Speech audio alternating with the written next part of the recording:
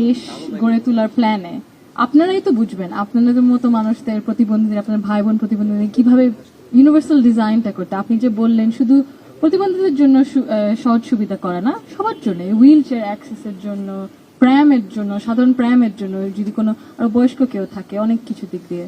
তো আপনি যে বললেন যে দেশের গর্ব আপনারা হবেন, আর আপনারা তো দেশের গর্বই আমার মনে হয়। এত কষ্ট করেও যে আপনারা এত কিছু করে দেখাতে পেরেছেন, এটা কোন মানে সেন্সেশনাল। সো আমার কাছ থেকে